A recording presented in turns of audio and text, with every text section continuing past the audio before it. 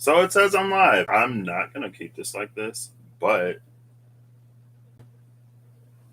Oh. So it's like real time here. It's like, oh. So if you could see this, you would see that I have my TV on in front of me. I'm looking for my Skittles. Where did I just put those Skittles? Oh, here they are. So I got this little like a different setup today, and I don't know. I was feeling the front on it, but hopefully my bed ain't too much of a mess back there. It's fine. So what I'm gonna do today is I have these. They were free iBooks. 100 quotes and 100 random quotes, or 100 more quotes. And I'll ask Siri to pick a number between 1 and 200. 1 to 100 will be the first one, and then I guess. Hey EP, right? The reason why I have my TV on is so that I could hopefully see the chat. Because now it's like my cards are in front of me, and you're in front of me, so it's a lot less this. But then I was like, but I don't have the chat like in front of me, so that's why I pulled it up on my TV, but I might pull it up on my laptop or connect my laptop to the TV so I can see it. I don't know if it's going to F up the stream, but I'm actually going to do that. So, one moment. I think I've done this before, or I just set it up. I don't know if I actually went live. And I'm going to try not to shut my laptop so the stream doesn't get interrupted. And I can't even see because the thing is in the way. There we go.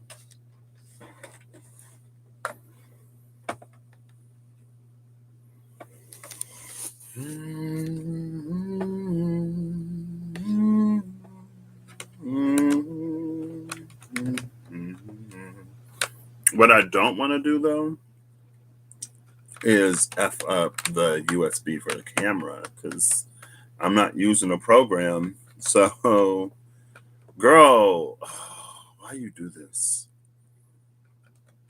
There we go.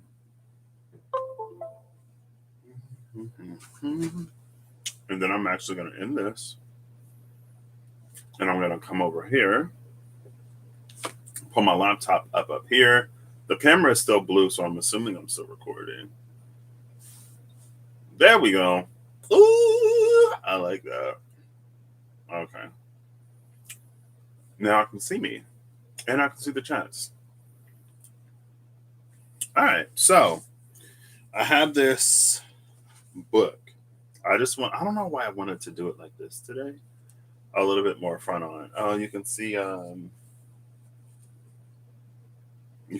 this. And you can see the side of my fridge. I'm actually gonna move this one because I ain't trying to put nobody out there like that. And those are some balloons I got recently. Okay. Let me find these. So 1 through 100 will be one, and then 201 through 300 will be another one, and I'll pull a Diceology card to go with it, and then I'll just see what's up. So this one is real, take it as it resonates. I'm mostly just trying this set up, but if something comes out, then I like to just explore and have fun sometimes.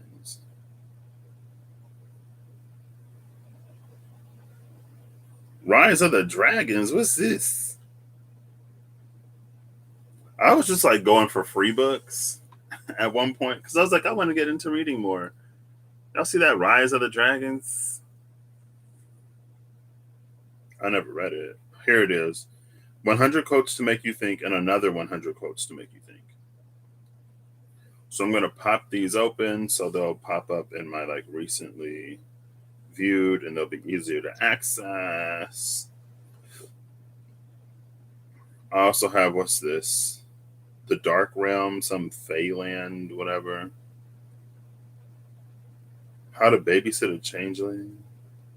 Oh, it's the series of books. But only the first one was free. So, Marnie. Marnie from Halloween Town. Halloween Town, Marnie. No. 1 second. I opened them so they would pop up.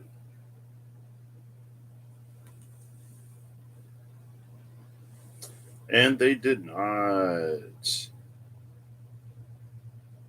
It's fine.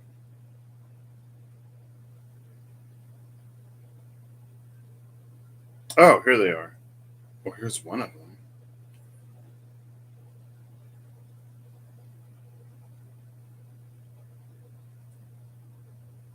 One moment.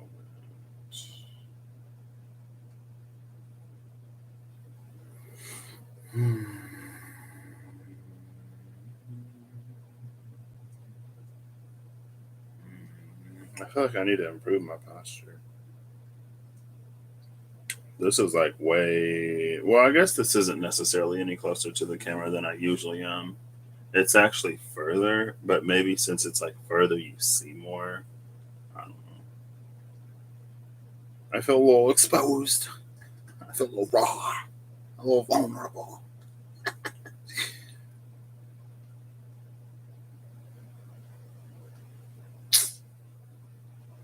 So I guess they're both here. So that's here we go. Dot dot dot. Add to the want to read list, or I can add it to a collection, and I'll do a new collection, and I'll call it quotes. See, stop it! Stop messaging me.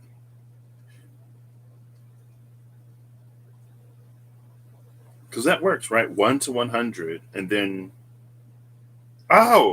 yeah, from 1 to 200. Because then 101 would be one in the second one, and then 200 would be 100 in the second one. Okay. I promise, like when I do stuff, sometimes my brain just evacuates the premises. It's like, oh, okay. Or I'd be like, that doesn't actually make any sense. Hello. So now I got this new collection, and I'm gonna add these 2 books, which I thought I just did, but apparently I didn't.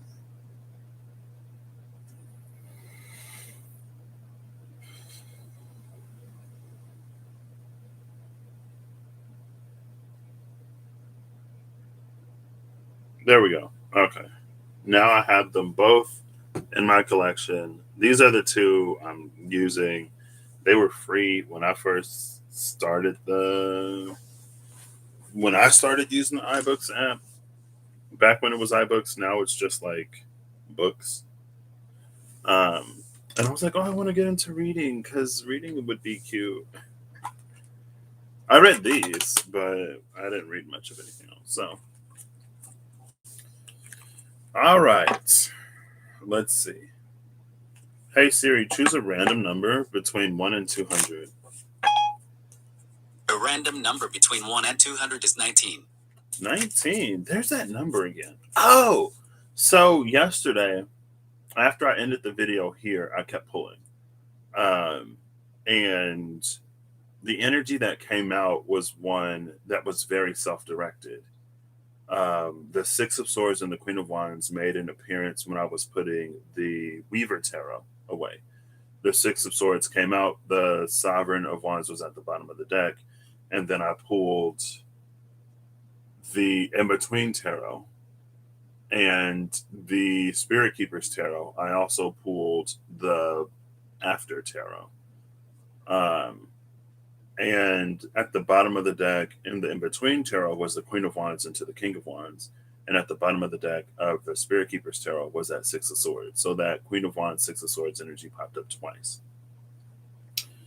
And it felt like very. Also, Eve, like, happy birthday, girl. If you watch this back, happy birthday. If I see you, happy birthday. Amanda, hey, how are you doing?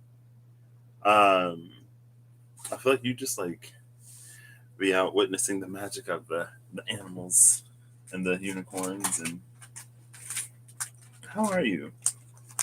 But it was a very like self-directed energy, and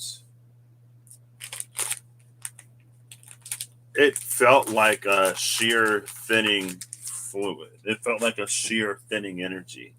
So it's like as you push through it, it actually gets easier to move through, but you have to have enough force to break through it in the first place. And if you don't have enough force to break through it, then it's going to be like this impenetrable wall. And it's not necessarily, it was just 11:11 runtime. It's not necessarily like to force our way through things. It's more like that's like the training wheels coming off type of thing where we get to sort of decide and move in our own lives, rather than waiting for certain factors to make it favorable. Not that it necessarily isn't. Yeah.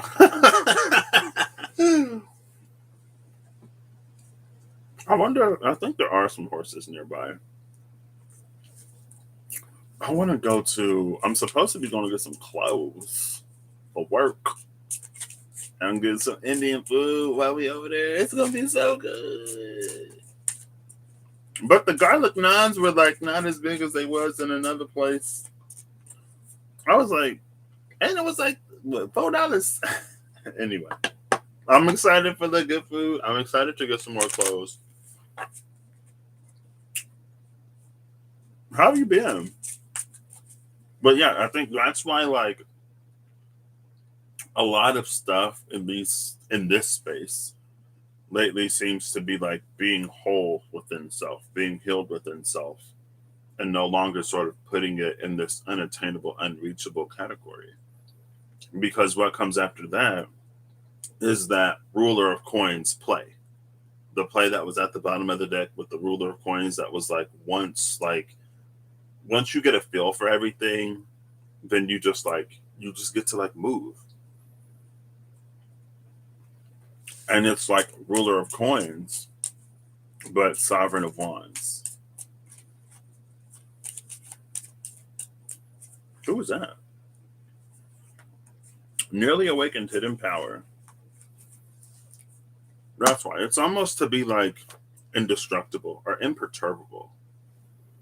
That no matter what happens, it's like you don't fall off. It's about consistency. And we got to get there until we reach that point. So, yeah. But this one, well, I guess over there. So I went on my other channel and I pulled it. And it's just a different space over there. So number 19. Let's see what quote this is. Boop, boop, boop, boop, boop, boop, boop. Oop. A wise man does in the beginning what a foolish man does in the end. Oof. Well, the quote said it. It wasn't me. That's what I love. It's like, it wasn't me. You can't blame me.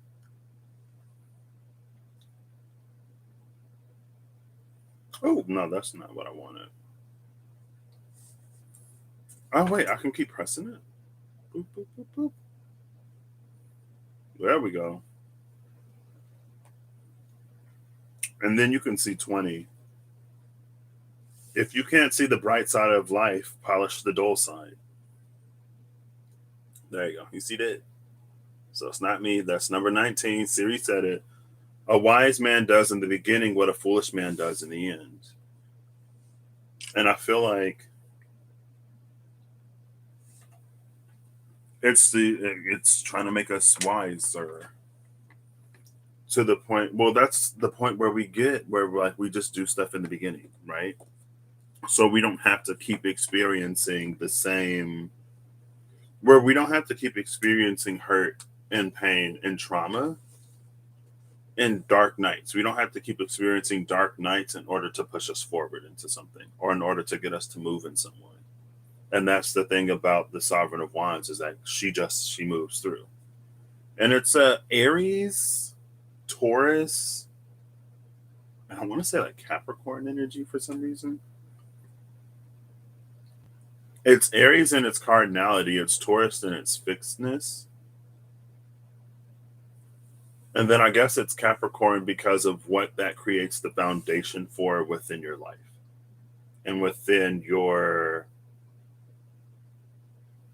navigation through it, I guess. Oh, that was quick. So the card that came out is the Ace of Spades. Tapping into the seed of all creation, understanding what predates all, and things that must remain in the dark. And a seed is something that must remain in the dark until it sprouts. But when it sprouts, it's no longer a seed, it's a plant, right? It's different.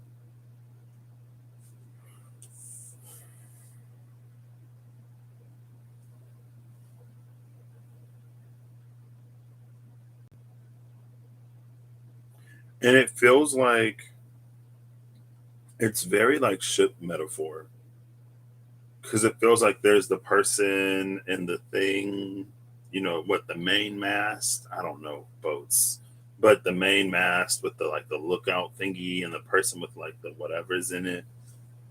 It feels like there's this ability to see, and maybe that's where the dark comes from. Dark is it feels like it's more of potential, something that isn't yet known or experienced or that hasn't yet arrived. And it's like a hermit energy, but if the hermit was on a boat and there's no lighthouse. So, or maybe there are lighthouses. Anyway, it's like being able to, as you're moving through the water, spot other things out there and be able to like direct your own course and your own path towards that way.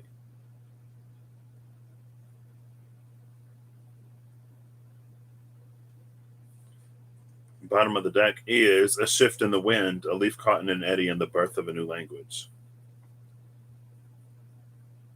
I think the shift in the wind, and it's the six of spades, diamonds, clubs. The six of clubs. Actually, I want to pull up. I think I might actually have it as a Excel file. Let me see.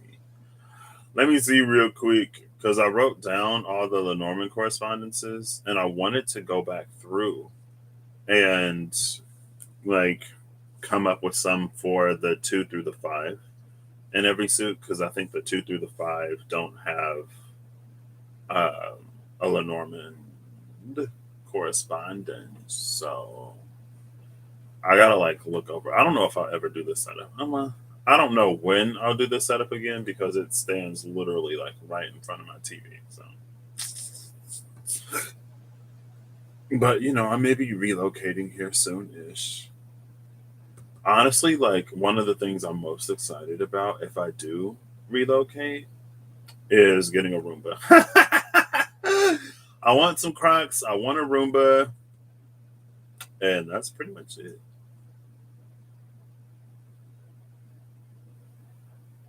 Oh, what? Oh, okay. I was like, what is that? I don't see it. So I can look at the numbers in here too. I have my Dixology. So I'm going to pull this up so I can see the actual numbers for the ones that are cut off, like this one. Because I was like, oof. I said, oof. I'm not doing all these all over again when I noticed that some of them were cut off. I think the Ace of Spades is the sun. I didn't find the Excel sheet.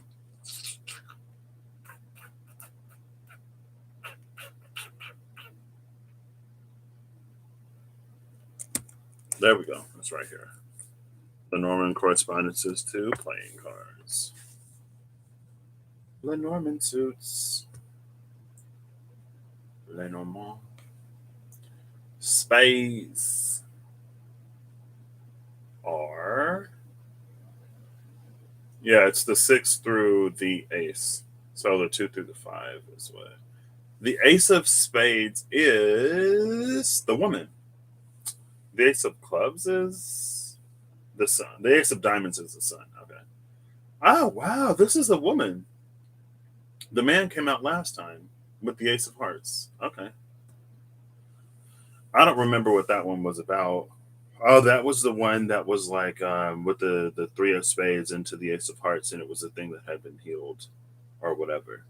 Um, so now there's the ace of spades, the woman that came out with the 6 of clubs at the bottom of the deck, and the 6 of clubs is the cross. So the woman in the cross, that's holy woman energy, but in Lenormand, it's a burden. It's like the crucifixion cross, right? But anyway, so with this shift in the wind and the leaf caught in an eddy, it's an energy that's like it eddies because of those areas that we can't necessarily break through if we can't break through them, right? If the winds of change are pushing you into something that you're uncomfortable with, and if you allow your uncomfortability to stop, halt, or delay your progress into that area, then it's like your ship will start to turn, and maybe you'll try to go one way, but then it's like the winds will like push you back in that direction. So it's a very, or you'll just like spin out. And I think sometimes we might think it's like a whirlpool, but it's not. It's nothing to do with the water, it's to do with the air and the ship's inability to, I guess it's like ice, like an icebreaker, or those ships that have the like steel holes. The hole is the bottom. They have the thing in the front and it breaks through the ice. It's like that. And I saw on, maybe it was Snapchat, maybe it was TV when I was in like a doctor's office or something at some point. Um, there was like a boat that had got stuck in the ice, and so they got a bigger boat to come and break through, but that got stuck in the ice, and then they got a bigger boat to come and break through, but that also got stuck in the ice. And maybe it's a little bit of that energy because it's almost like the wise man breaks the ice before they get in there so that they don't get stuck. The fool tries to go through, and when they get stuck, then it's too late to break the ice because it's like you're trapped. It's almost like you have to have momentum to break ice, and that was the thing about the sovereign of wands and that 6 of swords energy, where it's like as you move through it, it gets easier to move through. But if you don't have enough force behind you to do that, then it doesn't really break that tension. And so in that, because I'm going back to like, oh my gosh, why is that like? I had to run. I had to do a test method yesterday, and there's like this super viscous thing, and it is like so hard to get the right amount because it just like glops out, and I had to do it over. I was like going super slow. I was like, oh, why? Oh, that's another thing I need to do. Let me see. Wait a second. I'm gonna take a note on my phone real quick because I want to know. Um,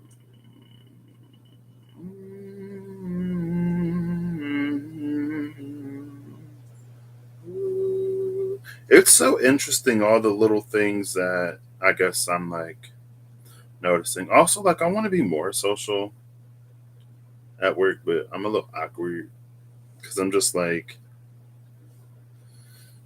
I gotta go do stuff, but I can like say hi, but then people try to have a conversation, and I'm like, I'm training right now, so wherever my person is, that's where I'm going. And I got it's so interesting, but it's the accelerated pathway. Okay. It's like no pressure, but all of the stuff that you're learning, you're kind of gonna have to do by yourself next week. And next week is like so I would have had what 4 days or five because three no yeah Wednesday, Thursday, Friday, and then Tuesday, Wednesday. It's just like no pressure, but the only person that knows how to do this is gonna be out, and I got to do all the other stuff that can't be done. So you're gonna have to learn it. I'm like, work, girl. Y'all gonna make me work for this. Let me stop. Okay. Sorry. Uh, to be aware of. That's what I want to ask her. Because if I just see something, I'm not gonna know. So anyway, sorry. Back to this. The wise man does it in the beginning.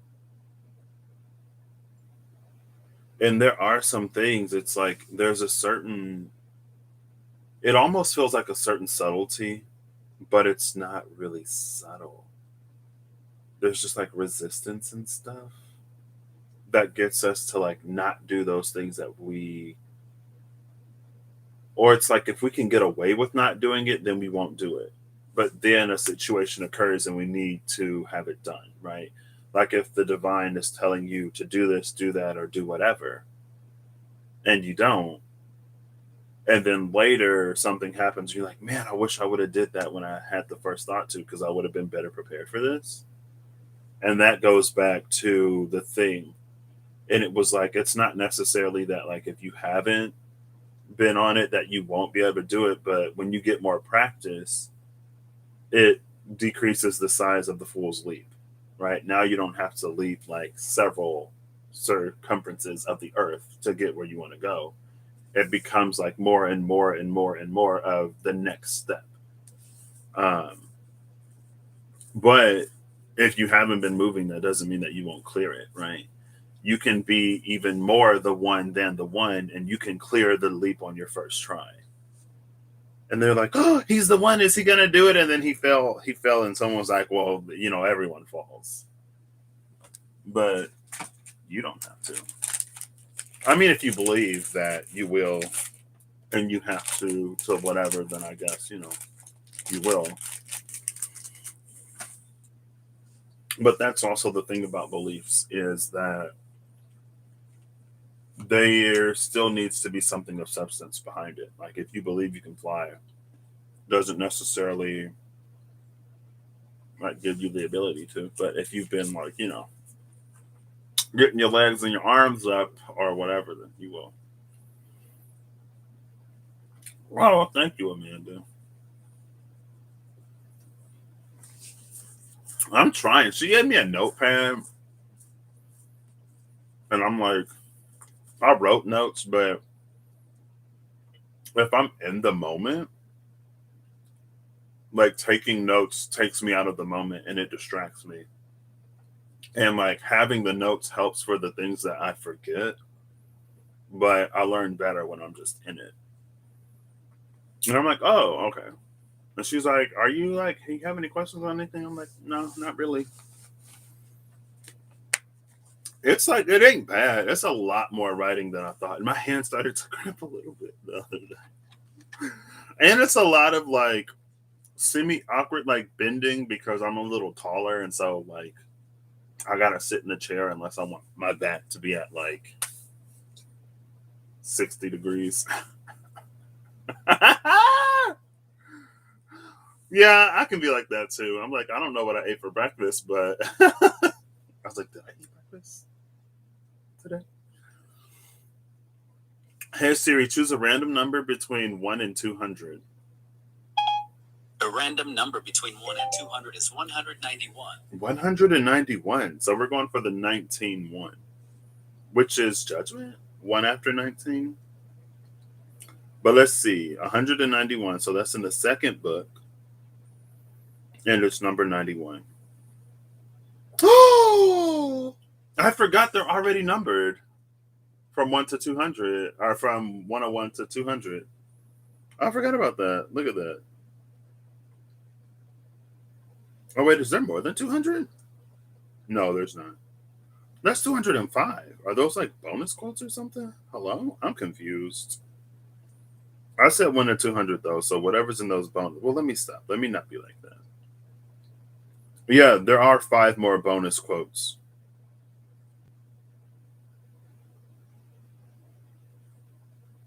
So I'll go for 205. But 191 is a long one.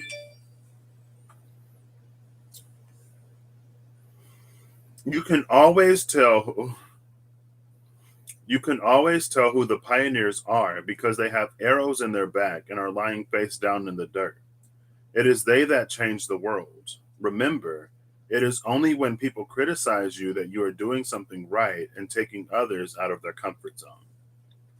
So there's the thing about going outside of your comfort zone. I guess I'm gonna withhold. I'm not gonna withhold all judgments. I have some issues with that, but we'll see what this card says. Because I think sometimes, excuse me, arrows in their back, lying face down in the dirt. I mean, I guess true, because we can be pretty fixed as people and not the most welcoming of change. It's almost like a complete set of instructions, a stubborn moth reborn as a firefly, and a successful trip. It says mouth. There are like 3 typos in here or more. Some of them I didn't catch any of them until I was actually done. One of them I had to read. I was like, what was this supposed to be? Why am I shuffling this again? I don't know. Let's go for another one, I guess. Oh, the 8 of diamonds and the 10 of hearts. A stargate that leads to fantastic places, correcting what has been misused and stabilizing timeline. Another one with the typo. I was like, goodness, just put me all the way out there. Well, where's the third card with the typo? This is the one I had to look up. I was like, correcting but has been misused. What? Maybe this was it. Correcting what has been misused. And the bottom of the deck is the King of Spades, inspiring others by bold example, proper magnetism and clear intention, and clearing of the fog. King of Spades when the Ace of Spades was right here before. All of these have Lenormand correspondences, so I'm going to look them up because why not? 8 diamonds, 10 hearts, the King of Spades. So no clubs. So the 10 of hearts is the dog. The King of Spades is the lily. And the 8 of diamonds is the key. So the key, the dog, and the lily. On here it says the key is solution, certainty, and discovery. And dog is friend, acquaintance, and loyalty. These 2 remind me of that 9 of wands in the after card. It was like the 5 of pentacles and something else. The 5 of pentacles and the 6 of cups before, and then the 9 of wands and something else after.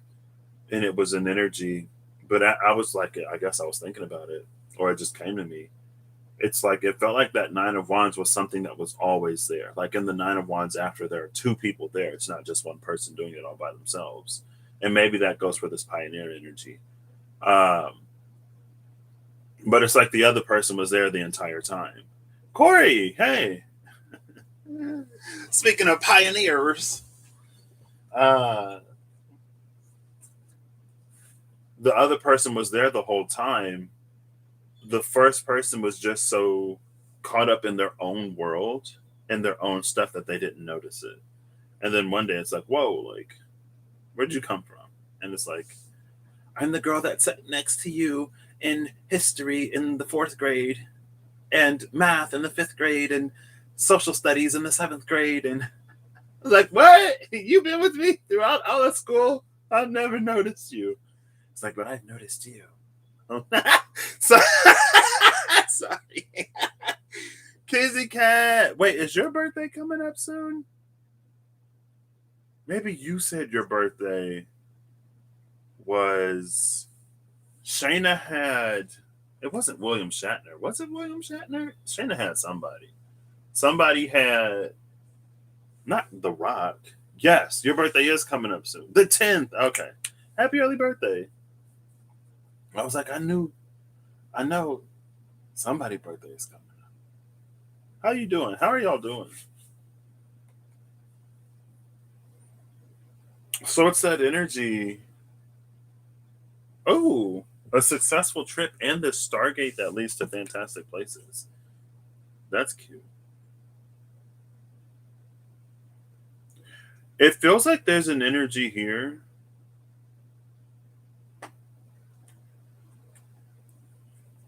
Inspiring others by bold example. Yeah, this is that pioneer energy. Thank you. I needed a new one because my old one wasn't long enough for like all my hair. And my mom was like, why don't these lay flat in the back? Eve, happy birthday! Happy birthday, Eve! Happy birthday, happy birthday, Eve! Happy birthday! Um, yeah, I got these. I actually got these because I use reading glasses, but for work, I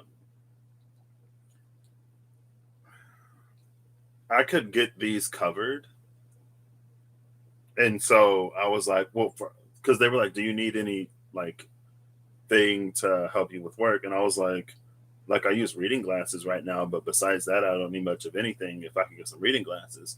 And they were like, oh, well, like after your cataract surgery and the YAG laser, like you should have gotten a prescription. I was like, oh, I got a prescription, but I never got it filled because I can just go to the dollar store and buy reading glasses, and my sight is fine outside of that. But so I got these instead of just like dollar store glasses. I got a bigger pair. They weren't like this big, but I initially picked a larger pair, and the lady was like, no. She's like, those are too big, but here are these. And I was like, oh, okay, these are cute. I like these. So that's how I got these. But they're bifocals, so like, can you see it? Yeah, you can. That line down there. I've never had a bifocal before, so that's why like I got to do this now. Like far away, close up, far away. And since they're bigger, I feel like I have like a whole pair of glasses up here and like 3/4 of a pair down here. But anyway, thank you. Rob, Sir Professor Nerdplow of the North. How are you? Everyone's here. Oh my gosh. Hello, hello. In the 80s, well, I missed my time. I'm loving them. I saw somebody on America's Got Talent with the big round frames. And after I saw that dude, I was like, oh, I want some of those. And people were like, Harry Potter. I was like, at that point, I hadn't watched Harry Potter. Um, but anyway, I'm a fan of big glasses. One of my friends has like a frame where one is square and the other one is a circle. I should have got that one. I just like to be unique. Okay, my Saturn is in Aquarius and my sun is in my 11th house. Let me live my life. Hey, Amy, how are you doing? How's everyone doing? Uh, Thank you. So there's this. It's an energy of hey, Holly. It's an energy of building a network, and that's the thing that always like confused me. I guess, and I never looked it up, so I guess I can look it up about bridges because it's like before the bridge is built, like how do you build it? Like, do you build it from both sides in? Well, I guess I've seen it in like what TV shows, maybe like anime. Like they build it like lay plank by plank, but it's like, well, how do you get to the other side in the first place? And it's coming through with this Stargate energy. But it's like, well, someone has to travel through the void to anchor that gate on the other side of it. Or someone got to go somewhere and do something to connect that bridge. But it's, again, it's that transdimensional energy that I guess reminds me of the judgment card. Oh, judgment 19-1. It's the 20. And when I had the mystical dreams tarot, and it was that like there's something or someone on the spiritual side and something or someone on the physical side. And when both gates are open, things just kind of sort of travel through. But if either one is closed, that's where things get like backed up, and you're that ship that's just like doing donuts in the middle of the ocean somewhere. Um,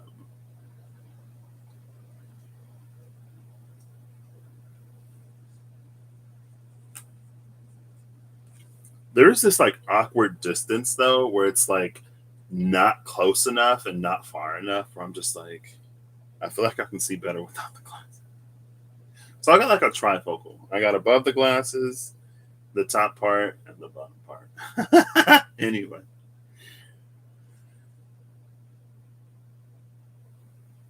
Some have to run into oncoming traffic, angel wings on fire, and bring dragonflies to a gas station. Oh my gosh.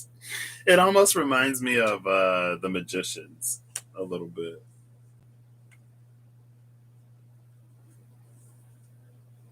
But I think too, and maybe this is important for me, it's a lesson for me to not dismiss the contributions of those who have come before. Because it's an energy, it's like the things that are possible and even like energetically possible now, and which is again like why like Founders of Light popped up at like literally the perfect time. The pioneer, the network of pioneers. um like there are things that were done to make now and tomorrow not energetically possible, because the energetic potentiality was always there, but it reconfigures the physical, the denser, the earthly, to be able to like receive those, right? The things that must remain in the dark. It conditions the soil to be able to nurture the seed until it's ready to sprout.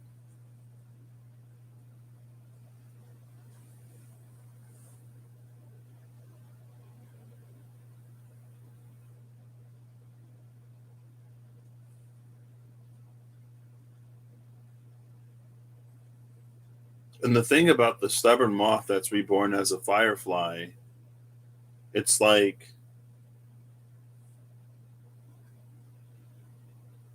because it's like a moth to the flame, but the firefly is the one that carries the fire inside of it. So I guess it goes back to that clinging attachment energy again, which I guess has just been a thread ish.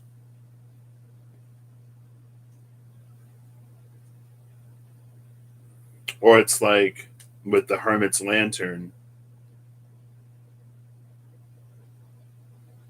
it's like opening the lantern to welcome in light. What? Live at the base of Pioneer Peak Mountain. Or Pioneer, yeah, Mountain, right? I was going to say Montana. But that's not how Montana spelled. Wait, yeah, it is. Montana. There is an N after the T after Montana.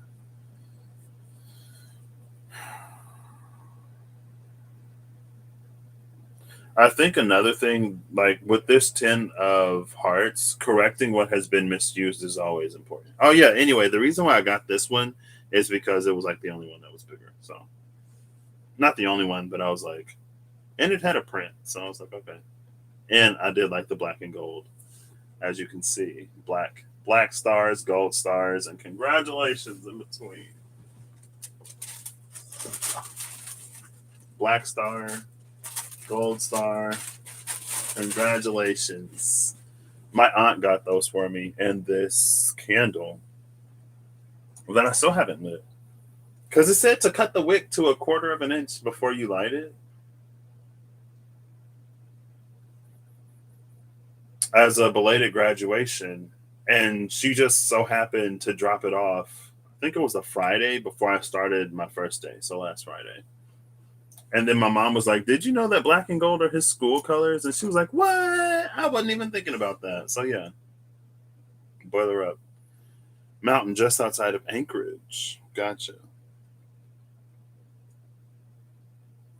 And the thing about the Pioneer, it's that like this is a pioneer that doesn't go unnoticed because of the leading, inspiring others by bold example and clearing of the fog. I think the biggest caveats here,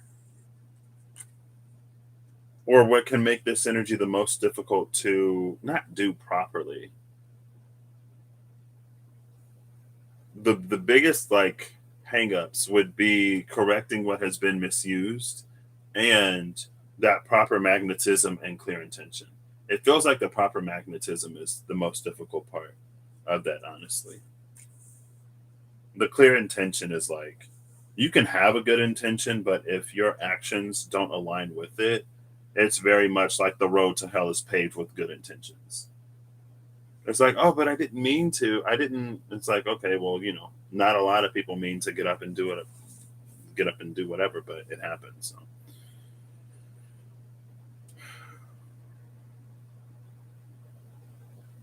The Eight of Pentacles also came out at some point. The Ten of Cups actually came out on the other side yesterday. It was the Page of Pentacles, the Ten of Cups, and the World.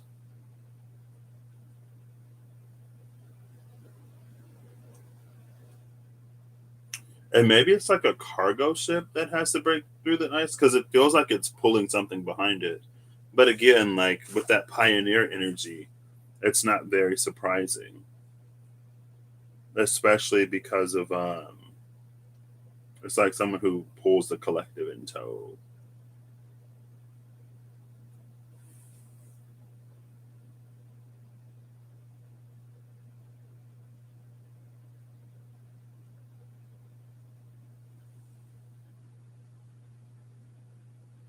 That complete set of instructions is also jumping out to me, but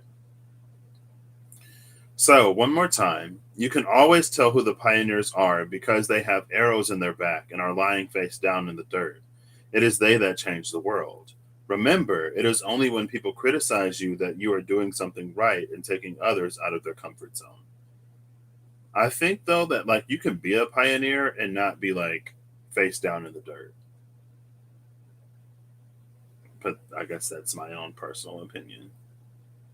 Like the arrows in your back, maybe, but it's like you don't have to be face down in the dirt. Because again, it's that like sovereign of wands, six of swords energy, that icebreaker. Like lying face down in the dirt isn't going to break ice. That's when you start to like. I feel like that face down in the dirt, that's that doing donuts in the middle of the ocean type of energy. And I think sometimes maybe it's like we stop and wait for others to catch up. Yeah. See you later, Amanda. Enjoy the rest of your evening? Question mark. Well, it's like early-ish afternoon there. Yeah. Enjoy the rest of your day. That's a lot easier. It is a little harsh, but it's the King of Swords energy. That's King of Swords is the scapegoat today.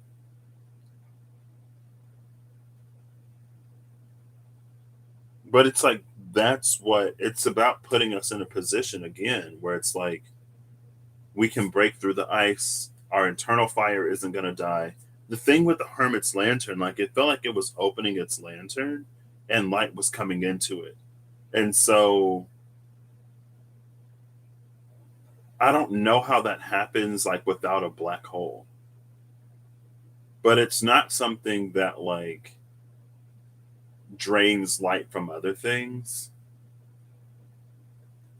Or maybe it's like the hermit opens its lantern and the hermit's light comes into it. And that reminds me of in the in between tarot, I think it's the tower into the star. Because the devil into the tower is when they're all lined up outside of the glass pyramid. And then the tower into the star is when the pyramid is broken. But because the pyramid is broken, that beam of light that couldn't penetrate the glass, it now ignites the tree. And so it's our own light that finds us. But it's like it can't find us until we're open to it. Otherwise, and that's all of the like, I saw the Harry Potter movies one time, and I do not remember that. Sorry. Um, but it's like whatever that is, it keeps us from. I mean, that's anything that keeps you from fully being yourself, right? That's not necessarily new.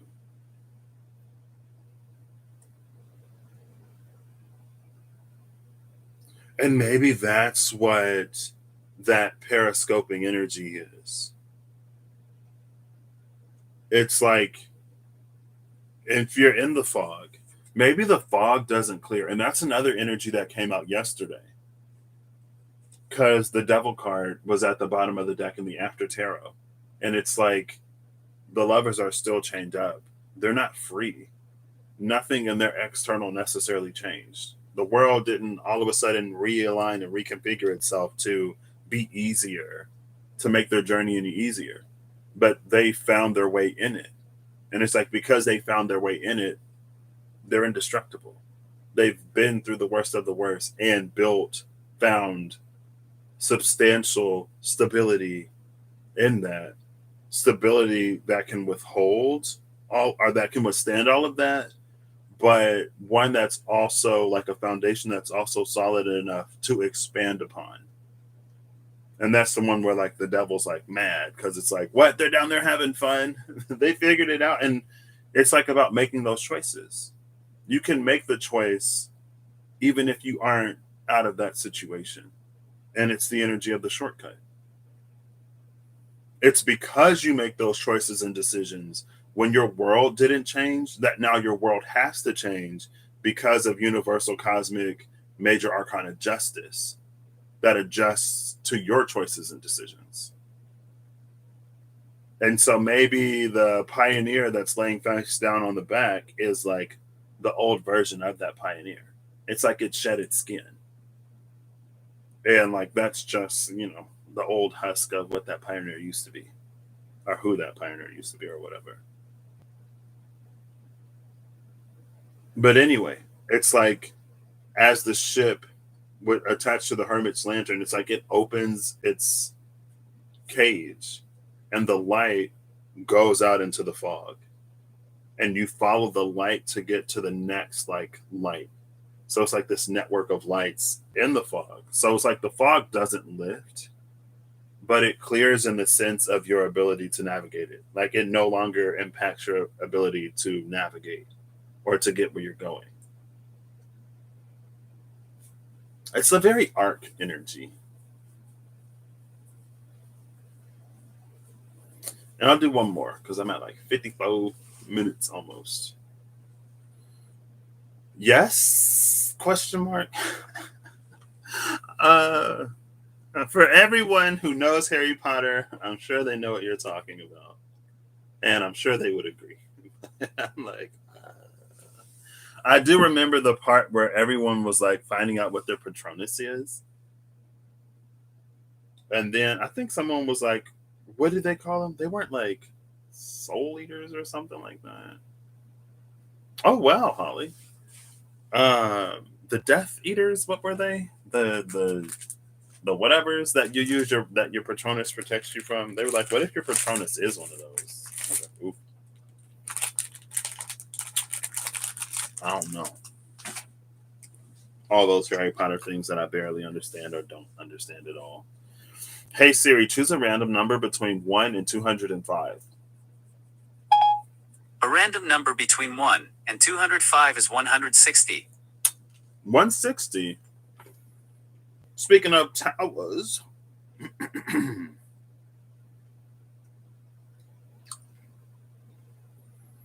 Mm-hmm.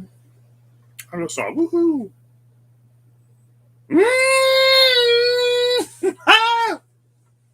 These numbers, y'all. Oh, come on. 160. Let your light shine. It may be exactly what someone else needs to see.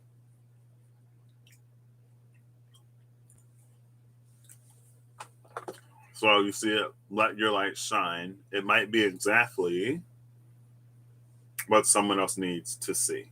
And I love that to see is like separated out on the next one. Because it's like it's exactly what someone else needs to what? To what? To what? It's like what else would people need light for? But to see. Hello? Like it doesn't take um, a classically trained whatever ologist to know that people, can see what light.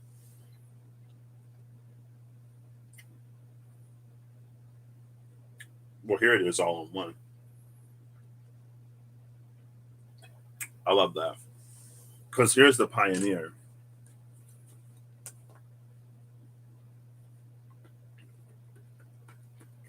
But again, like that's that inspiring others by bold example energy. And maybe that's a thing that made pioneering more difficult in the past. It's that it wasn't seen. Nobody knew. So it had marginal impacts and effects. But now with the birth of social media, everybody can see. I mean, we still choose like, what we click on and there's still like algorithms and formulas and stuff like that, but everyone can now see all over the place. The seven of hearts and the jack of clubs with the two of diamonds at the bottom of the deck.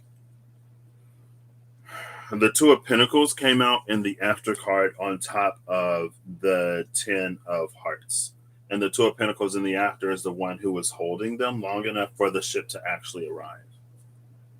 And that's the one, it's like, it's funny that the ship arrived in the two of pentacles before it arrived at the three of wands. It was closer, I think, in the three of wands. Well, let me see. Let me grab this. Let me not be making stuff up. Ooh, look at this. Oh gosh, I'm so close. I can't be doing this. I need to have all my decks down before I get up.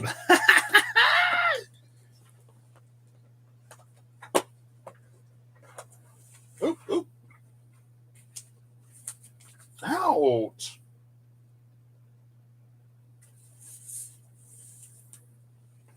I'm just go to the book. Yeah, see, I gotta read like this now. I'm getting used to this.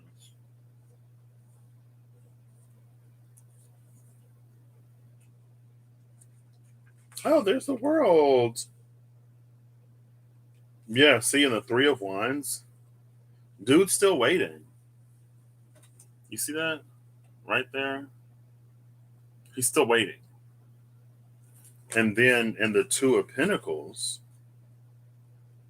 which is the twos, that's how they broke it down here.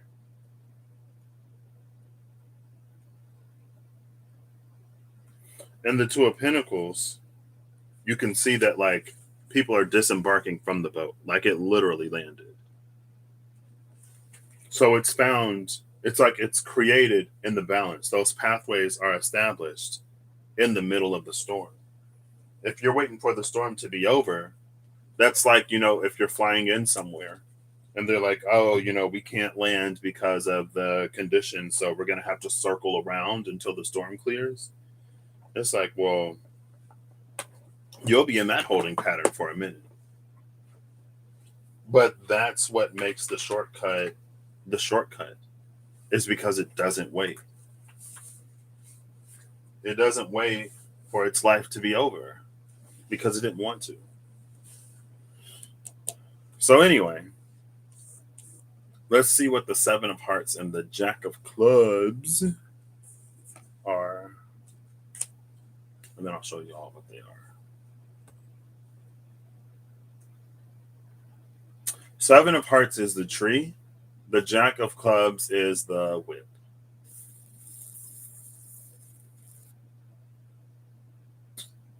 And then the Two of Pentacles or Two of Diamonds doesn't have a correspondence because only the six through the aces have correspondences and the normal.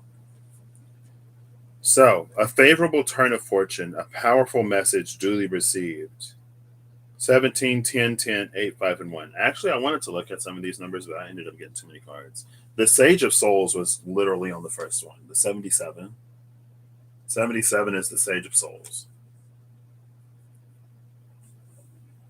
So, right, like that's where we are. And then the Jack of Clubs is the internal invited to the external, inner secret revealed, and cognition illuminated.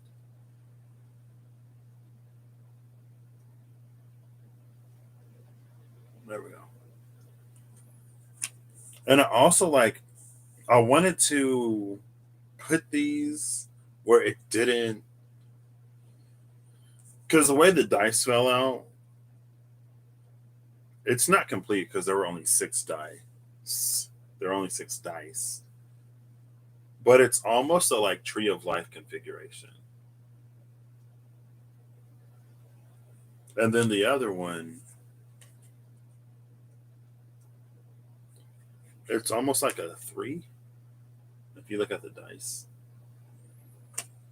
And then the next one, the Two of Diamonds, is like it's like a circle or a semicircle. And the Two of Diamonds is a forced uprising, an ancient word that stirs ancient things to life whispered.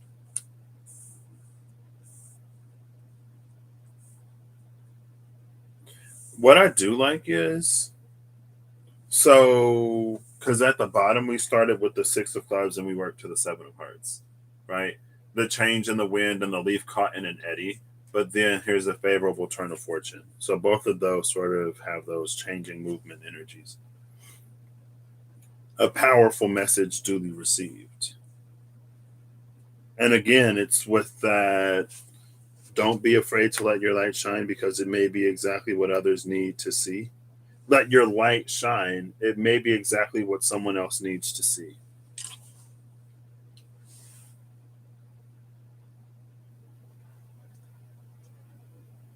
And it does take a certain element of vulnerability. And if your experience has been that people use your vulnerability against you, then it may be more difficult. But it's like it feels like it's almost more effective to speak from the storm. Because then people who are also in the storm, like they see you. And then if you can move forward, inspiring others by bold example, then it encourages them to do the same. Like, I'm not really I'm not a pity party energy or person. I try not to be a pity party person. Like, because I did that long enough. Like, I would just complain and complain and complain and like never do anything. I honestly I liked complaining. I was like, complaining makes me feel better, even if it doesn't change the situation. I complain significantly less now. But that's another reason why sometimes I feel like it isn't necessarily for me to speak on certain things because I'm not caught in the storms like I used to be.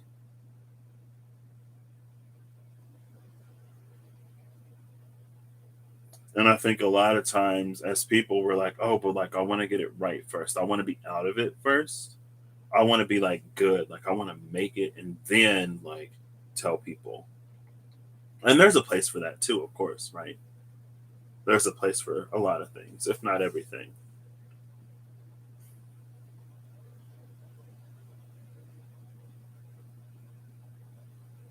But this is almost taking me back. This is taking me back to the leaf caught in an eddy and the way of doing donuts in the middle of the ocean.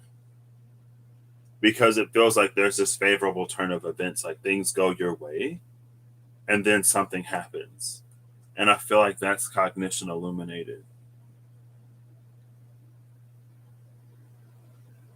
And that's, I think cognition is illuminated either way. But it's like if we can't break through the ice and so like we keep rotating, then it feels like with cognition illuminated, it becomes of that like, I knew it was too good to be true, or like this is what the journey is. Like we're spiraling, we're circling, we're experiencing the same. And that's not to say that that is untrue at all. But I feel like it also doesn't have to be as universal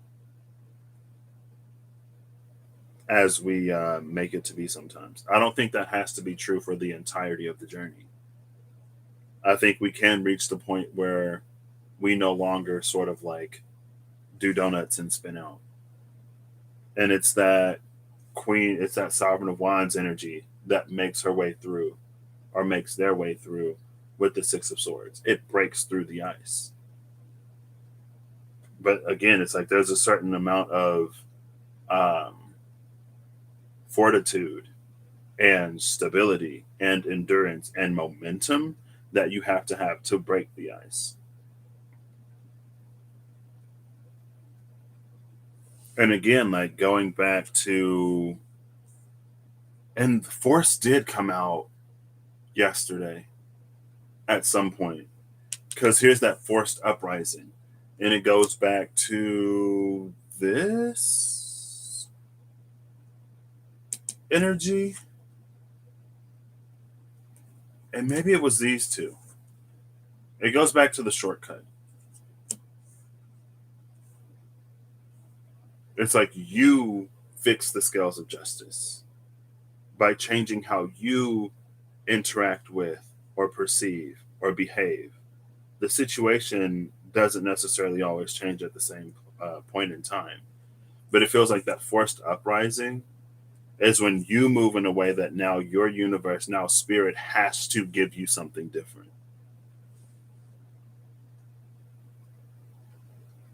And again, like a lot of this, it feels very action based. It's not just words. Words don't break ice.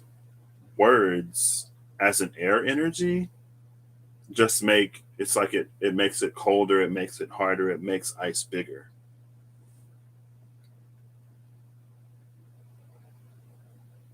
It's like air plus water equals ice sort of thing. So if you add more air and it's in the ocean where there's already plenty of water, then you just get more ice. And I wish I can remember what dude said in that dream. He was like, to break the ice or to make sure that the ice doesn't like interfere with the airflow, you do this. I don't remember. He was like, hot air is this, cold air is this. And to get rid of the ice so that the unit doesn't freeze over, you do this. It's like, oh, I don't remember. That's fine. I guess I could ask a card, but I'm not going to do that. Am I going to do that? It's been an hour and 8 minutes. It's 10:14.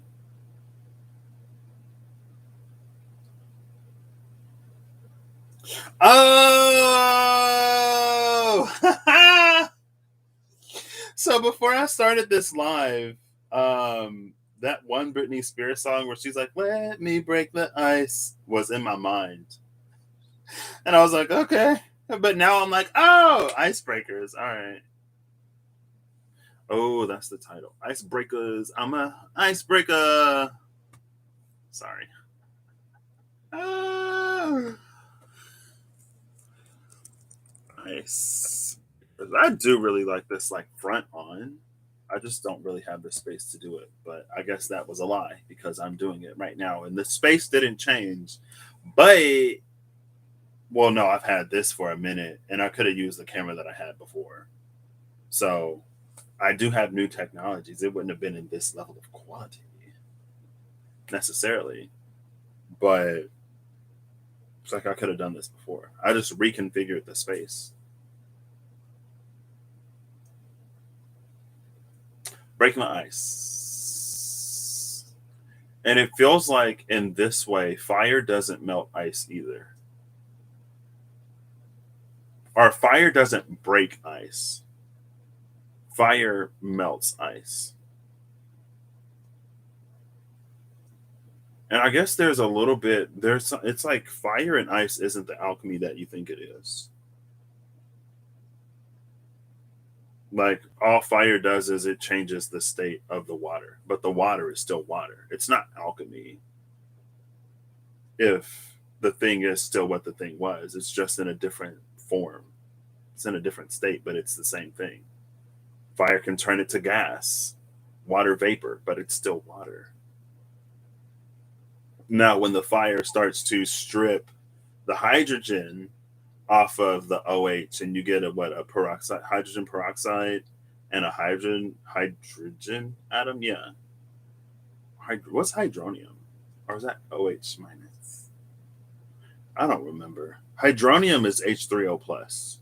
I already did this. What is hydrogen peroxide? Is that OH? Because somebody said that like peroxide should be like 1. No, that's mine. Per is 2. HO2. HOH. No, HOH. That's water. I'm gonna look this up because H2O2 peroxide is 2. So 2 O's. But I was like, HO2. That don't. No, because O is stoichiometrically, not stoichiometrically, whatever. Breaking ice, not melting it. Oh, yeah, you did do the ice dragon. I might have to rewatch that one.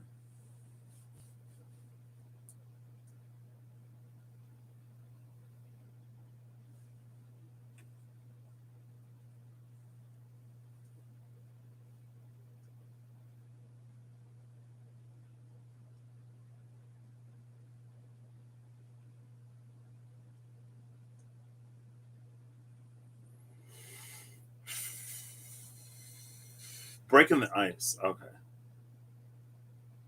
I don't have a dragon deck. I don't even have a blue eyes white dragon to like pull some Yu-Gi-Oh cards.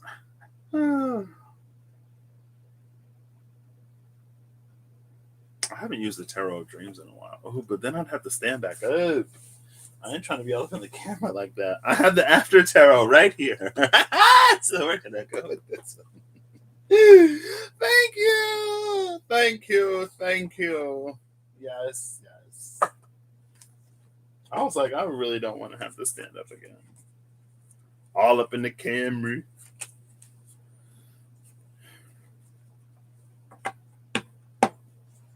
Ooh, can we get some context clues for what broken ice is? Maybe we can use after. We know where we are now. So we kind of sort of, if we haven't broken the ice yet. Whoa, girl. This is not the vice versa tarot.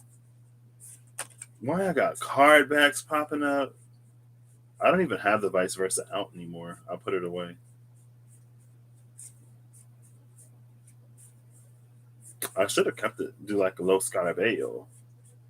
It's a low Scarabeo kind of day today. Or if I could do like the before one day and then the after one day and the in between one day and the vice versa one day, and that's like all of the low Scarabeo I got. So it would be those 4, but I know sometimes I get the 3 Kens, the wild unknown, archetypes, animal spirits, and tarot. Okay. So like contexty type stuff, right? Like we know where we are now, more or less. Maybe we don't. But like, what does broken ice sort of look like? Well, that's the Queen of Wands that was moving through the 6 of Swords. I don't know. I feel like we already know what we got to do to break the ice, though.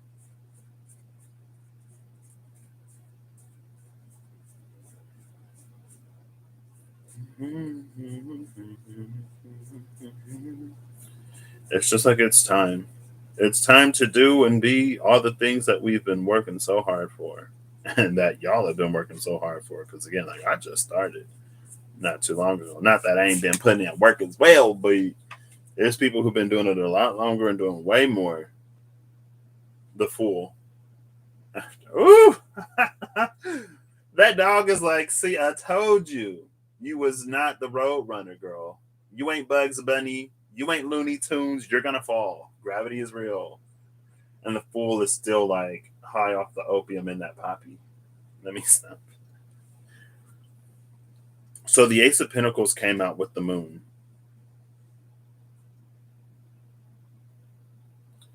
The hand has traded a pentacle for a scarab beetle or for a beetle.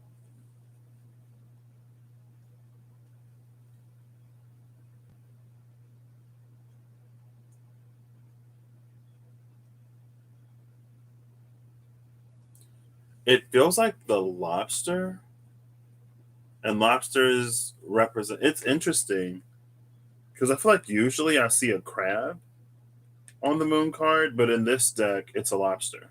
Lobsters represent Scorpio, apparently. I read that in the Spirit Keeper Tarot, okay? So there's a scorpionic energy associated with this Moon instead of Cancer. But anyway, it feels like the lobster is going to meet her on her path. So this change, this transformation happens on the way. So it does feel a little bit like a dead end energy. Like maybe you're being led or guided down something that you feel is a dead end, but something has changed, or your presence will change something to open a door that had never been opened before. And there have been lots of people walking down these pioneer journeys, opening doors in lots and lots of ways. And it's like, okay, well, the energy is here now. So y'all ain't necessarily got to do the things that y'all had to do in the past, the way that y'all had to do them to get what you wanted and needed.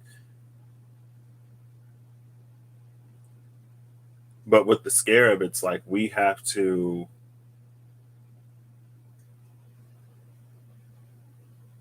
I feel like I want to say we have to be okay with that more than anything else. Because it feels like the beetle, and this isn't a scarab in particular, I don't think. It's like a beetle. But anyway, like the beetle isn't gonna be on the hand long. Like it's gonna fly off.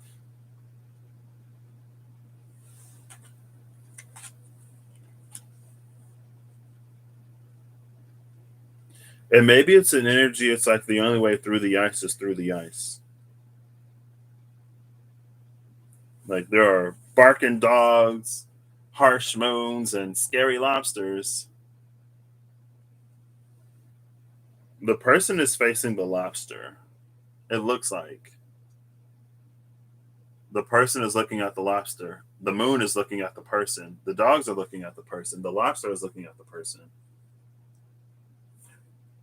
And it's funny because the dog came out earlier with the 10 of hearts.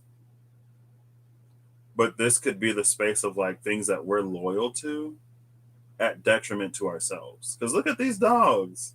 They ready to tear her apart. And she's like, oh, like my puppies are like, they're playing. And then, she gets, anyway, we ain't got to go there.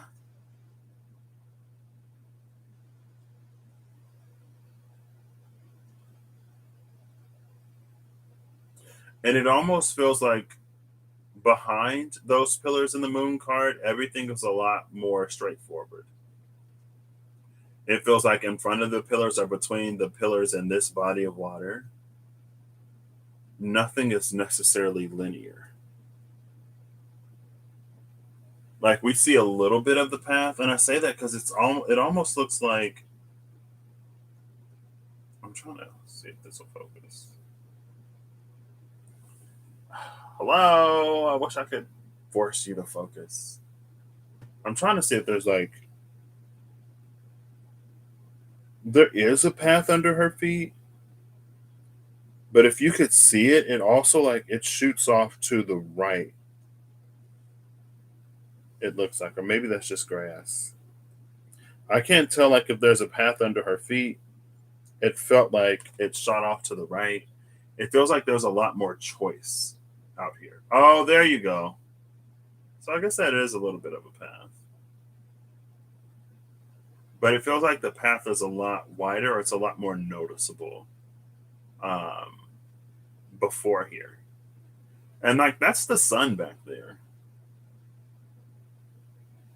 I feel like again it's that energy. Oh look, this beetle is shiny. It's like the a sun beetle. There was a heaven and earth beetle.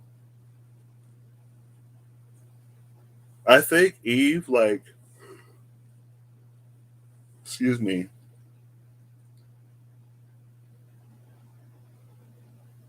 Oh, there are three dogs here.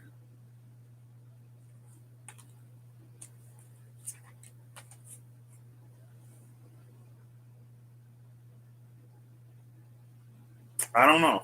Because I'm looking at the full card and I'm like, oh, is it a warning? I think that's something that's more like a you question, like how you see it. Because I think it could go either way.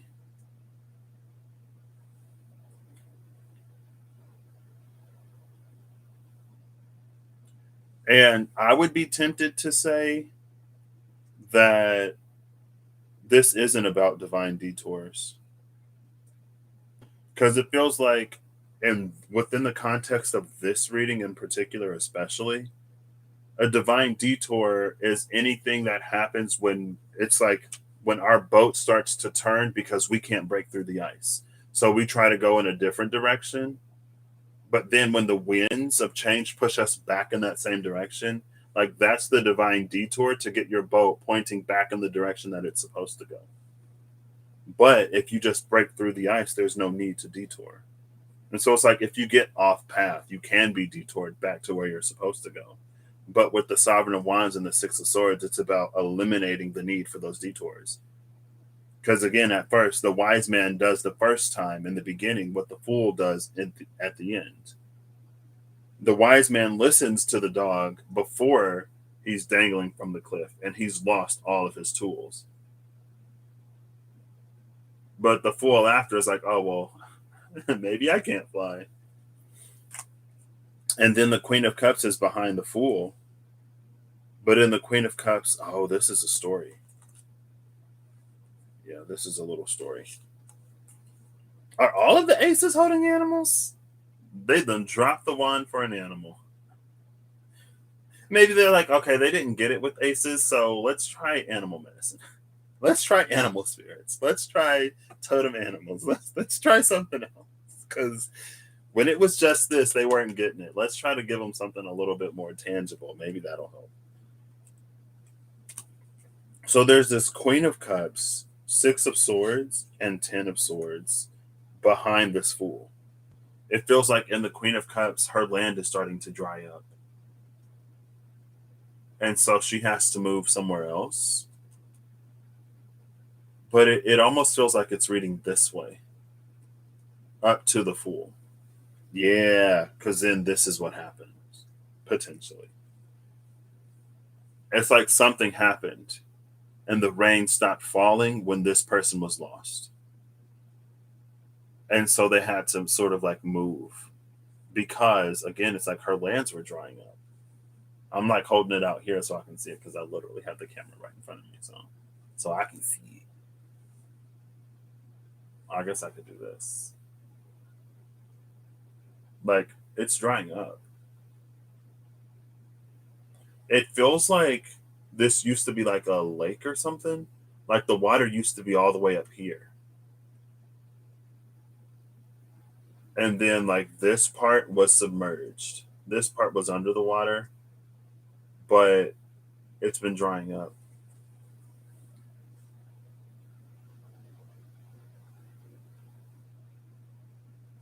And so maybe it's like breaking through the ice allows it's a dam. So breaking through the ice allows water to flow in a controlled way. Because if you melt, it feels like if you melt the ice, it'll be too much water, and then everything will flood. It's almost like how you would tap a tree to get the sap or whatever. And it reminds me of Ran because Ran came out and the Yggdrasil divination cards, Norse divination cards, with an energy that's like she's at the bottom of the ocean, like poking, surveying for underwater vents.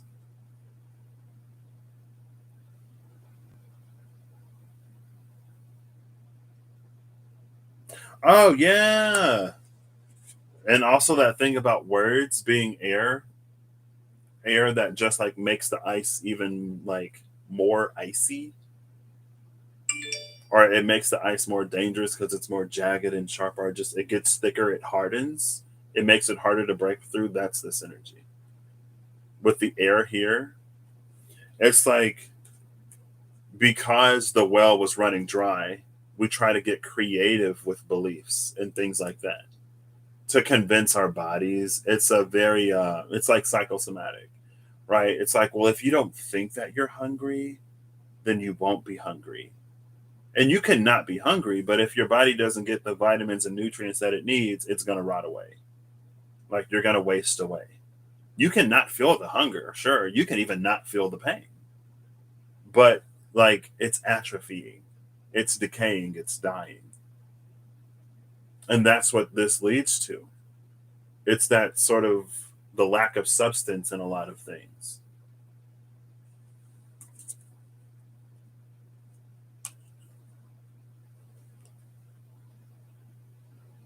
And maybe this,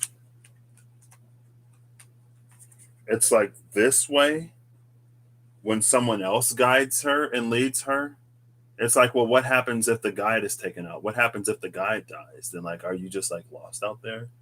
Or not dies, but like if they move on, if they purge you or you purge them or whatever, I don't know. If y'all just ain't whatever anymore, then it's like, are you going to be lost now? But the moon is when she goes on that journey to like find the water herself.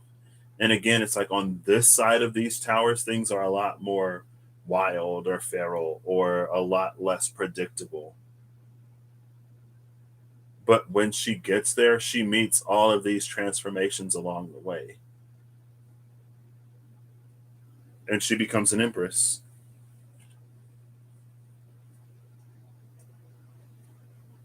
She becomes an empress because this is the environment that teaches her to also integrate air and fire, which leads to an understanding and then further integration of the earth along this path, along this journey.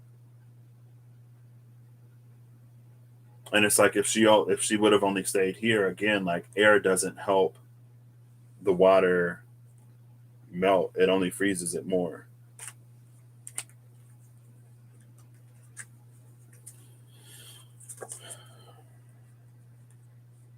I don't know. And again, like two of pentacles is here, two of diamonds, a forced uprising, an ancient word that stirs ancient things to life whispered.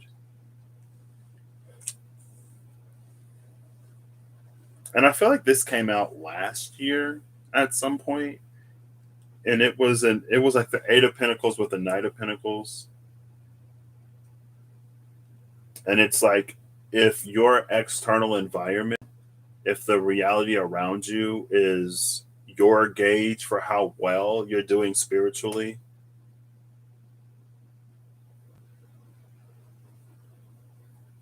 I feel like it was just to like caution against that because we don't have a lot of control over the physical. We don't have a lot of control over things that happen outside of us, especially if something outside of us happens to for like one reason, but if we associate a different reason to it, then that's when we have to like stack up all of these things to eventually get us in the direction that we were initially sort of supposed to go. That's the detour when you could have just went that way.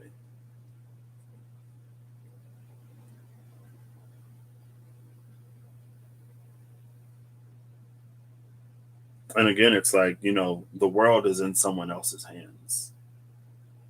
So to have the world as a gauge or a validator or a confirmer of that which it is that you do is to put yourself at the mercy of the world.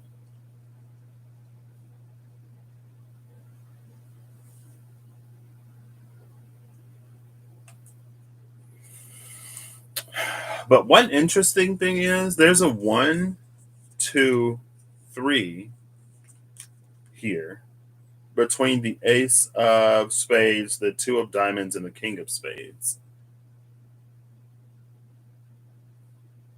And there's also, well, there's 2 6s, a 7, an 8, and a 9. So there's the 7, 8, 9 here. Oh my gosh, this is phase 10. 2 sets of 3. What phase is this? Hold up, I'm gonna look it up.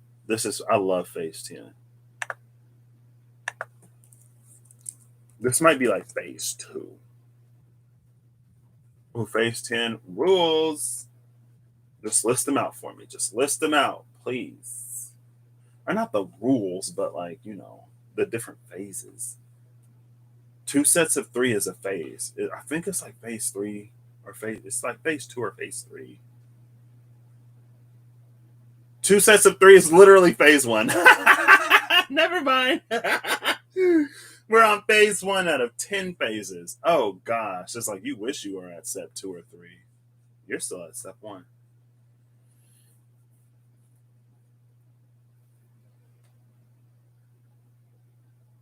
Outside environment seems more subject to outside influence than inside. I mean, I feel like it's something that seems redundant, but it is so extremely profound. And it's extremely profound because a lot of times we view the outside environment as purely a reflection of inside.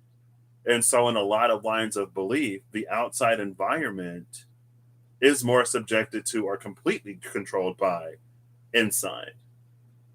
That's the profundity. Is that the word? That's the profoundness of what you said. The outside is impacted and controlled by the outside. The inside is the inside. And so when you work on what you work on, and like, I think that's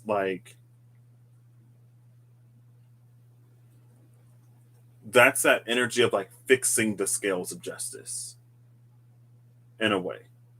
We're impacted by something from the outside inside. We correct and hold the inside regardless of what happens on the outside. And then, because again, the outside in someone else, because the outside is in someone else's hands, they fix the outside to match the inside. It's not really an us thing. But that's how we can get so lost or so confused, or we go through dark night after dark night after dark night, or we go through, like, I'm doing the 8 steps with that 8 of Pentacles and the Light Seer's Tarot back in the rune raking between Rob and Reem and Russ. I think it was the Vein rune. It's like, well, I'm doing all of the things. Like, why isn't my external shifting?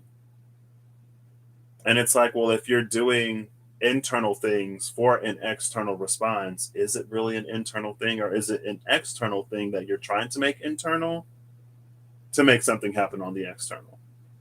Like, where does the truth of that lie? And like, you can't lie to the moon. You can't lie to these dogs either, because they can smell you. This is that stankness, the stankness of these 2 dogs. Like, they're sniffing you.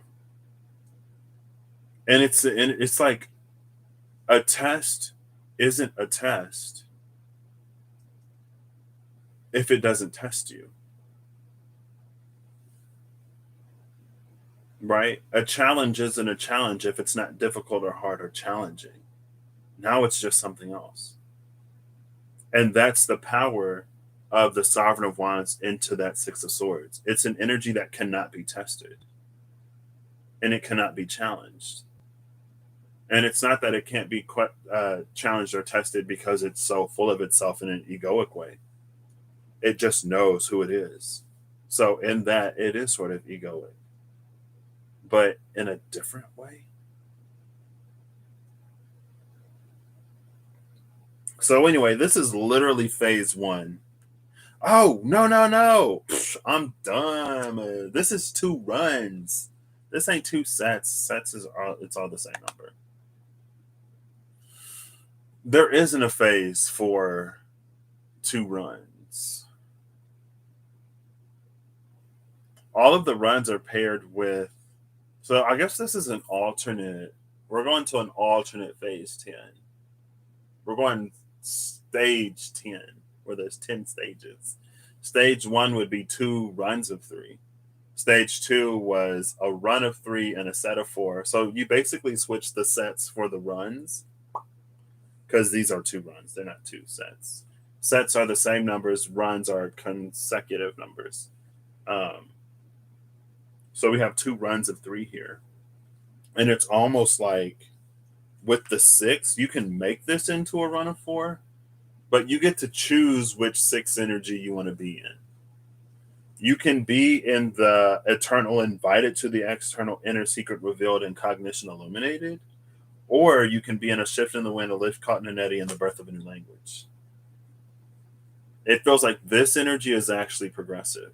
This energy is the one that gets really creative. It creates and formulates this whole new language to try to do something that the previous one did not. But at the end of the day, it doesn't move it any further along its path. This leaf is still in the eddy. But it's like, oh, it's this thing where it's like, if you characterize the eddy as part of the journey, then you convince yourself that you're progressing and that you're making movement. But in reality, it's not going anywhere. Like, that's an eddy is where like you see like trash or leaves that just like blow in circles, because the wind blows in a space where it can't like move through. It doesn't break through skyscrapers or walls or concrete. So as the wind blows in, it just like shifts around, right? Or it's like it'll do that and blow out, but the wind blowing in is stronger than the wind coming out because it loses momentum every time it encounters something. And so it does this, but it characterizes this as part of the journey to make it think like it's moving, to make it think that it's moving forward. And again, it's very much so this energy where it lacks substance. You can convince your body that you're not hungry. You can convince your pain sensors to stop feeling the pain, but your body will still waste away. The water is going to continue to recede. And you're like, oh, a fish. I caught a fish in my cup. It must be full like it used to be, full of fish. And that's like, girl, you probably got the only one, because that, as shallow as that cup is, that's the most water that fish could get. Like this. And the fish is like, if I stick my head down and I put my tail up, then my gills will be in the water and I can breathe. And it's like, this fish is doing just as much aerobics and gymnastics as you do. I'm sorry. See, I didn't even have to go there. But that's the thing, though. It's like we get really, really, really creative in how we shift the framework of the story and how we tell the tale.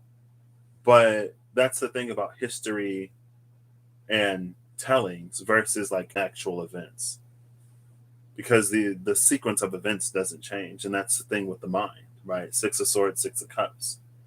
We can choose how we view things to get something else out of it. But if there's no substance in it, then it doesn't do anything for the body. It doesn't do anything for the physical body, the spiritual body, the emotional body, the mental body, the etheric bodies, any of your bodies. If it has no substance, it doesn't do anything. It's like, you can get full off of junk food, and like your stomach will be full. So maybe you won't like be feeling the pain of an empty stomach. But if your body's not getting what it needs, how helpful is it really? And, maybe it's better to have a full stomach and be like malnourished rather than have an empty stomach and be malnourished, because at least you don't have to feel the pain of an empty stomach. And I think that's where the energy of divine detours comes in. We do a lot of things to not feel the pain of void or loss or not having something or not being something. But at the end of the day, if it doesn't have any substance, it doesn't do anything for us. It doesn't move us forward in any way. It's like you trade one master for another type of energy. And that came out somewhere. I feel like. Maybe not. It was the 6 of swords that led to the 10 of swords. Like, what if something happens to the guide? What if something happens to the thing that you base everything off of outside of you and your knowing? That's when people start to like spiral and stuff like that. So, ooh. And then there's that Ace of Pentacles again. Oh.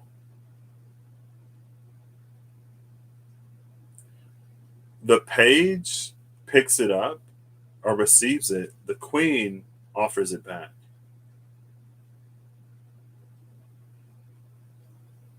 That's the wisdom in this. That's the wisdom of earth.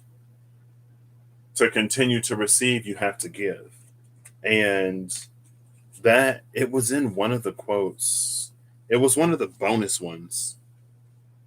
I think it was like literally 201. Let's see.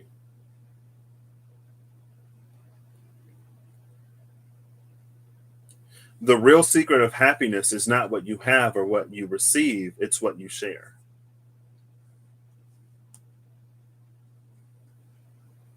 It's the 201, but there's a bonus 200.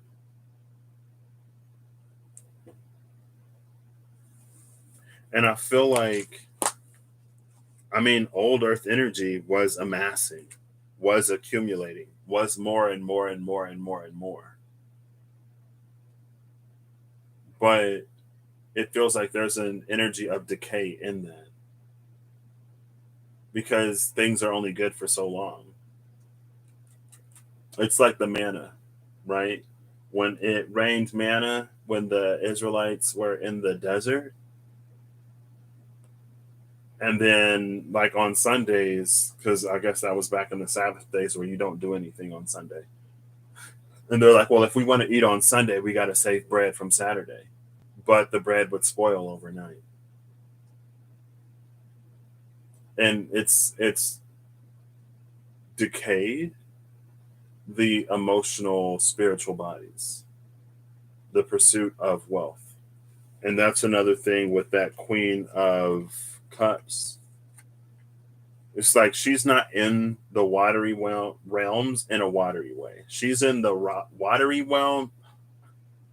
She's in the watery realms for earthly reasons, to get this, to get that, whatever. And it's very like scraping the bottom of the barrel. And then it's like, well, don't be surprised if it dries up, you know. Maybe move. I don't know.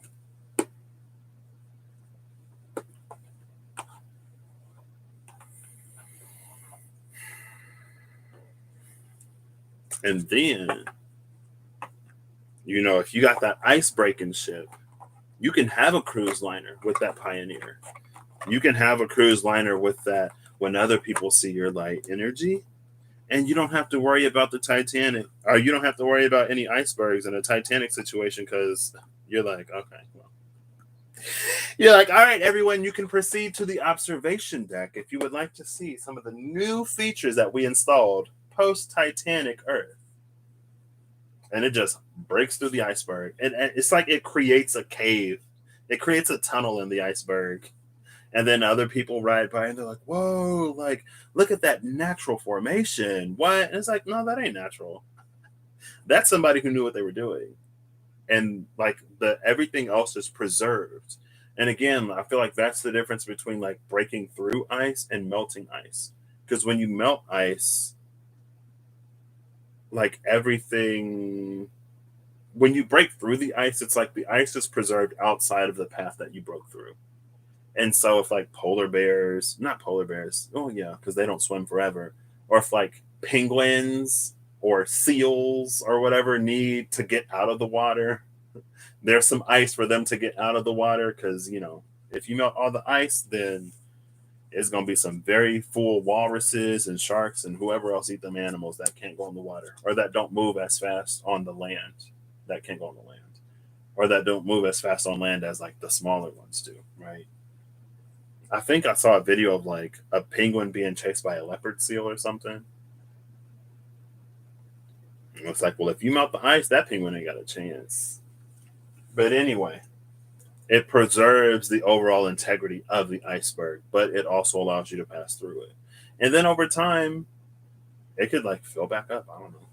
It could refreeze. Who knows? But, you know, somebody else sees that and they're like, oh, let me break through the ice. And then they Titanic, and then it's like, oh my gosh, why did I Titanic? And it's like, well, you know, You got to have some substance. You got to have some integrity. You got to have some momentum to break through ice. You don't just like, I don't know.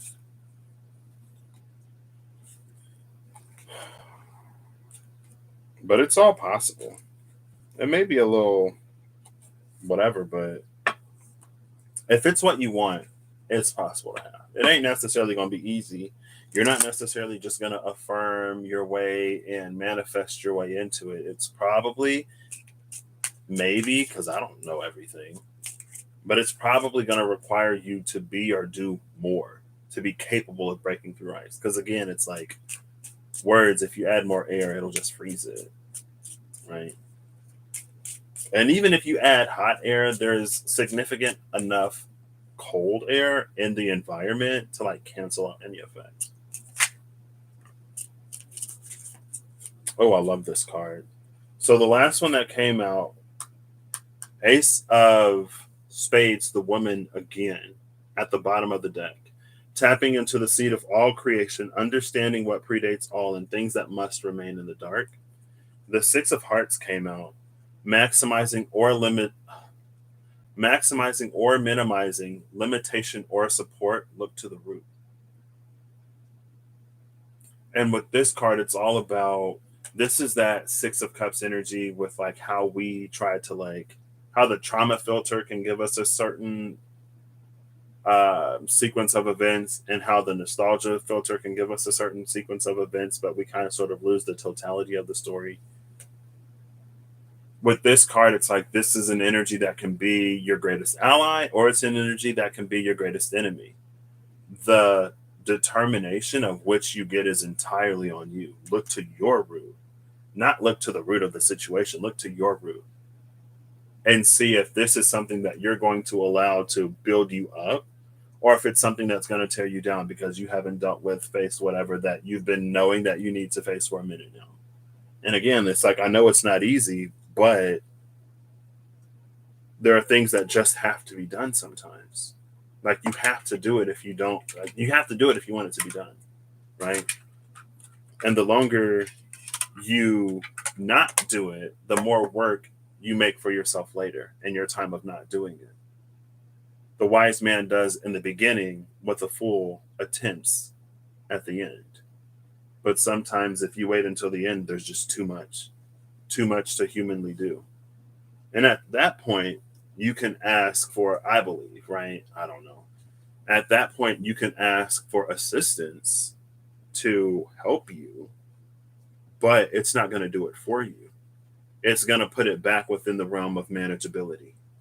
It's like, okay, we took off the excess. We got rid of like the interest that accumulated before. So you're back where you were when you first incurred this. But you still got to work through this.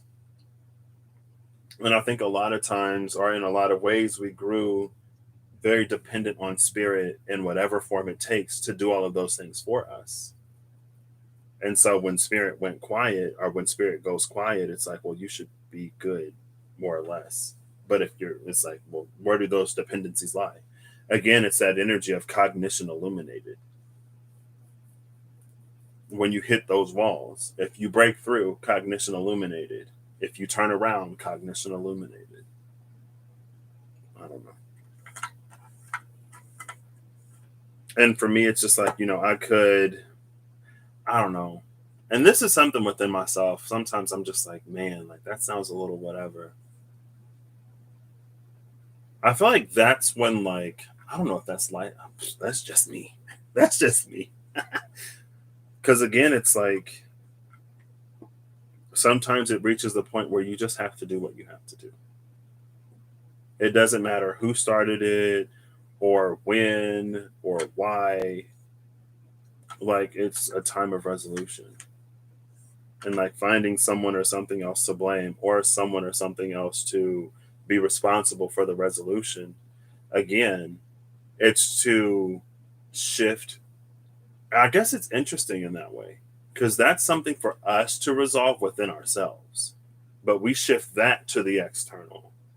And then there are things from the external that we try to shift into the internal. And it's like, we got a mismatch here. because those external things are managed externally.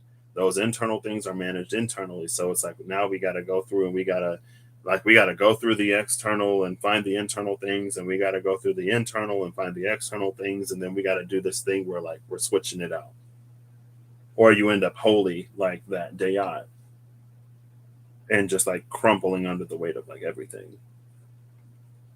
And again, it's kind of dry. It's kind of harsh. What was that? It was the thing. It was like cold and dry and harsh and bitter and slender. And it's like, look at you, twig man, telling me what it's like to have substance. And it's like, okay, well, people can be slender and lanky and still be very strong, be healthy, right? Don't go off of appearances, because appearances will get you effed up if you mess with the wrong one. Let me stop. I'm sorry, okay. All right, it's time to go. I hope you all have a good whatever, whenever. I hope you're acting in alignment to make that what you wish to experience your reality. And I hope that whatever you need along your path, journey, and way you find. And I understand that, sometimes we need to take moments to like recharge. And I feel like more than I understand, like the divine understands, but it's like, okay, like you've been recharging for a good like however long. And divine timing isn't going to find you if you're just here recharging and doing nothing. But again, it's like if you're in a season of recharge, then divine timing isn't going to find you if you're out doing anything and everything. It's to do what is necessary within each season. And in that understanding of seasons and that flow with the wheel of fortune, we come into a whole new world card energy where we interact in a completely different way, because we know the seasons of work, we know the seasons of rest, and we can do whatever in whichever time. And that's what smooths out the path, and it makes things a lot less frustrating and irritating and all kinds of things. So, but as always, trust your internal guidance. If a single word of what I say don't resonate for you, please don't take it. If it's not for you, don't take it. Like, why would you do that? I would never want you to do that because I don't do it. But anyway, happy birthday again, Eve. I hope you enjoy it. I might get some cake for you today. Oh, thank you. I will catch you all later. It was so nice. It was so lovely. And yeah, I wanted to still like, I mean, I didn't necessarily want to be doing stuff like this because honestly, like, I would love to be like, oh my gosh, like, everything is going to be amazing. Everything is going to be great. We did it. And there are times where it's like, we did it. And then there are times where it's like, okay, it's time to get back to work. Break is over. The long weekend is over. But I guess I wanted to still like not be so tired from or consumed by work that it interfered with my ability to do stuff like this, because ooh, tiramisu, that sounds so good. I just had my first one in March or April. I think it was April, or May. It was April, and then I went back in May, and then we went to Michigan at the end of May. So yeah, the tiramisu was amazing. I was like, oh my gosh, it was so good. It was so good. All right, anyway, enjoy. I'm just glad that I still get to do stuff like this, right? Because I want an all of me. I don't want to do one thing necessarily if I have to unfairly sacrifice other parts of me. So anyway, I will catch you all later. I hope you all have a wonderful time and that you have a better one soon. Because why not?